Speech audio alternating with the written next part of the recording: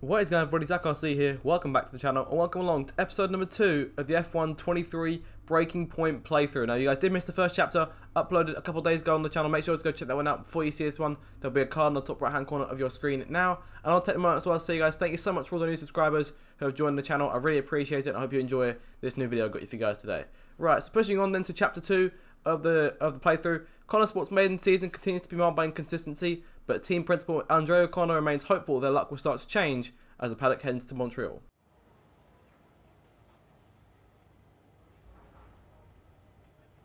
Okay, so throughout the story here, we're going to have several different points where we need to make decisions as the team boss, Andre O'Connor, and those decisions that we make over the course of the series will damage our, potentially damage our performance and our reputation stats. And in this case, will be affecting the bonus objective in the upcoming race. Stroll and Latifi have been all over social media this weekend because it's the home race in Canada, and indicating that Konnersport easy fodder for the Canadian pair, and our drivers shouldn't pick up much competition. So we have to see if we'll make a confident response to this, or whether or not we'll just ignore it. I'm going to go with the confident one this time. Fodder, we'll show them who's fodder. And here we go, Devon's overpromise. Devon was on a popular streamer's channel earlier this week and promised a behind-the-scenes tour of our factory for next Thursday, which clashes with our scheduled team building days for the engineers. So what do we do here? Do we either reschedule the team building, let the tour go ahead? Do we decline at the tour? Or do we just cancel the team building, let the tour go ahead, but let Devon know that he has to do it? Devon doesn't run his team, even if he thinks he does, the team building goes ahead, cancel the tour. I think as a team that's the smart thing to do, so we'll keep that behind and we'll make sure that Devon doesn't keep on running his mouth about things like that in the future. Right, so we're looking forward to the start of the Grand Prix. Devon's overpromise brings our reputation down, but brings our performance up, so our performance now hits level number 2. So that's the first little upgrade there, which is good to see. Continuing car troubles at Konnersport. The new team is left spinning its wheels, with even top teams such as Mercedes struggling with their own vehicle so far in the season. Oh, we got a phone call. That's from Devon here. Let's go ahead and answer that. Andreo! Just going over those last-minute strategy changes you sent over. Okay. Yeah, I just want to make it clear, whatever happens out there today, I get pit priority, yeah? Well, we'll see how the race develops. If you need priority, you'll get it. But I can't go into the race with that on the table. Look. We all know Jackson's not pulling his weight. Now, if you want the points, I need to make sure he's not going to get in my way. Do you get me? Devon, we've talked about this. Give Aiden some space. It's not about you getting in the way of each other. It's about everyone pulling together, racing as a team. Of course, yeah. So, pit priority, yeah? All right, ciao. So again, there's just another case of Devon being Devon as we hang up the call there. I scrolled through the news articles as we went by, so hopefully you guys will read through those. Of course, you can go back and read those if you need to. Stroll and Latifi going for glory. This will be the this will be the media outlet that have been going after our team, I think, who have been saying we're easy fodder for Stroll and Latifi, forgetting that they're an Aston Martin and a Williams. So I don't know what they think they're gonna get out of that. But regardless, we're looking at social media here. Coulthard making a tweet there about Aiden and Devon. A lot of tweets here just to go through quickly. There's one from Devon there, just underneath. That's an ad there. How do I get the winning smile? Good genes helps by a brush every day of radiant. So that's a toothbrush brand of some kind. A few more social medias in here. Fingers crossed for Konnersport. Hoping we can do the business today and try and score some points for the team. Not sure what we go on. Whether we'll drive most likely as Aiden, but perhaps we could drive as Devon because we drove with Casper a good deal in the first game. So I'm looking forward to seeing some more of that whole change in perspective as things goes by. So looking through the tweets here, making our way to the end of the social media stuff, and a couple of emails to read before I start the race. So one from Casper to Andreo. Just read the interview you did, popped up out of nowhere onto my newsfeed. I know how much you hate those things, but you're a natural. He even gave Antonio a mention. I'm saying that's his father. I'm sure he'd be delighted. Howard's the old man. Please tell him my best. So he's 90 now. Can't believe it. Time flies, eh? And as per our last chat, I'll also be sending you some more Mayer highlights later today. That'll be Callie Mayer, the F2 driver. So I have to keep an eye on what she's doing over the course of this series. One from Davidoff, of course, the team owner, or the team the main team backer. Each and every member of our illustrious team wants to wish everyone the best of luck for this weekend. I mean, Davidoff, he seems like a nice guy so far, which is good to see. I'm hoping that he's not as irritating as his son is.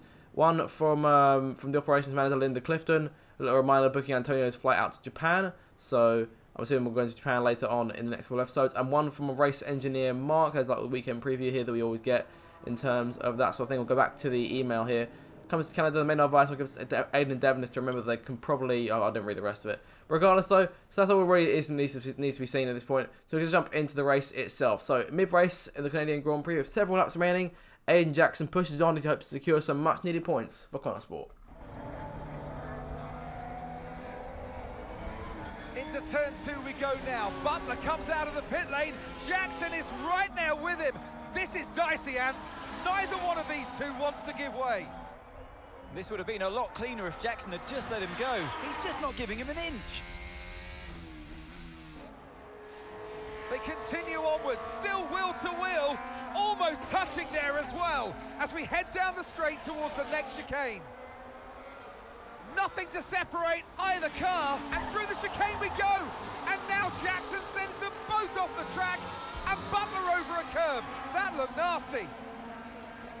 And I do believe that one of their cars is damaged here, Crofty. I think it's Butler. Damage, Ant, but also they've lost places too. Unbelievable and totally unnecessary as well. Well, one damaged car, places now to make up. What a complete mess that was.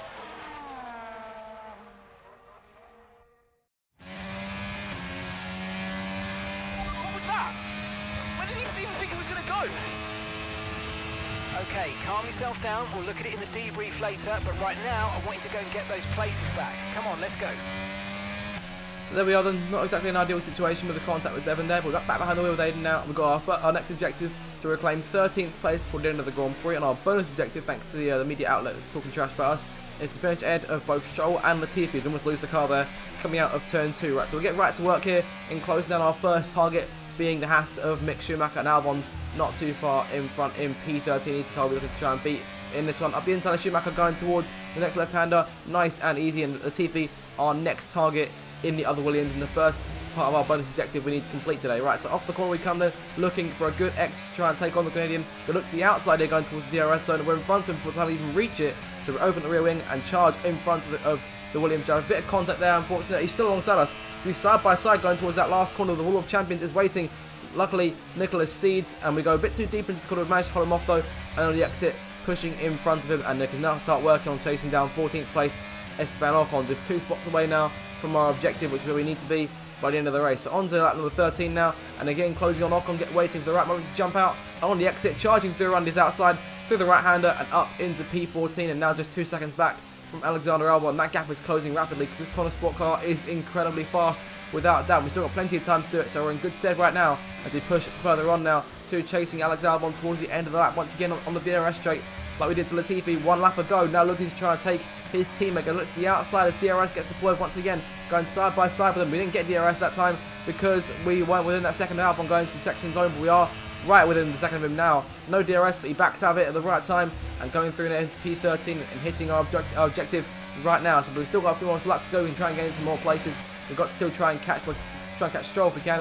Up the inside of Zhou on lap number 14, into the chicane we go, side by side with him, making no contact on the exit, getting over with it nice and easy, and now moving on to try and handle the McLaren of Lando Norris, and Stroll just 2 seconds in front of him. So chasing down Norris now towards that very tight hairpin at the far end of the circuit. Look to the inside, going to brake super late here, going last on the stoppers against Norris, and up the inside we go, and up into P11. I was worried for a second Norris might try and switch back on us, but he didn't have enough room and not a good enough run to make that move happen. So on to lap 15 now, a few more laps to go, and Lance Stroll is our second target. Our hit list, and Leclerc is out of the race there. Charles Leclerc out of the Grand Prix. He's retired the car just here at the exit of this chicane, and there is the Ferrari on the left hand side. He's not continuing to chase down Stroll. That'll put Aiden up into the points here. So we are closing back in on Stroll regardless, and looking to make that move stick. Going towards the right hand, we took Norris a lap ago. Up the inside, last on the brakes, going way late into the corner and getting in front of the other Canadian and putting ourselves up into P9, and crucially getting that bonus objective right now. And there's still a few more laps to go. We can still try and take a few more places as this Grand Prix draws to a close. Taking on Gasly now in the AlphaTauri as we charge towards the Wall of Champions once again. Gasly get a great run on him. He backs out way too early there, gives us the opportunity at the inside. Going to take the chance and go just over the line and move up in front of Gasly, who holds up Stroll in the process. And we're up into P8 now. Bottas, our next target on lap 16 of this Grand Prix. 3 more laps to go, and Tsunoda not too far in front of him on the soft tyres either. They look to the outside of the Alfa Romeo, going towards that right hand of the chicane. We were ready to put contact with Devon around the outside. We're clear of him before we even enter the corner. And Tsunoda will be our next target. We try and get him in this very next corner if we can, closing in all the time. This Konnersport car is absolutely rapid. We're making use of it right now, right the way up to the inside of Tsunoda. Very late on the brakes. So up into P6 now. Brilliant, brilliant stuff. We've still got time to take a couple more places if we can, so push on now towards the last lap of this Grand Prix. Just one more lap to go. We can still try and take Alonso and Russell for P5 and P4. We can finish as high as P4 after starting back in, what was it, 16th, 15th, around that sort of place, and now we've got a chance at P4 with just a few more laps left, one more lap left to go in this Grand Prix, a few more corners left to go on the circuit. So Alonso, our first of these two targets, so trying to take him going towards Chikenga, go to the outside, trying to make a move, going last on the stoppers compared to him, up the inside, no contact made, and we're up in front of him. And now Russell stands as our final target. Hamilton, Verstappen, just a bit too far up the road at this stage for us to try and catch. Closing on Russell now, the DRS is going to look to the inside if we can get close enough. He breaks way too early there. We take a full advantage, go dancing up his inside and take P4 away. We try and pull away now. That's all we need to do to bring ourselves to the end of this scenario, the end of the challenge. So coming across the line here to claim P4 after contact with our teammate Devon Butler. Fantastic stuff all around. We've completed the chapter. Brilliant. Okay, pick up rubber and bring it home.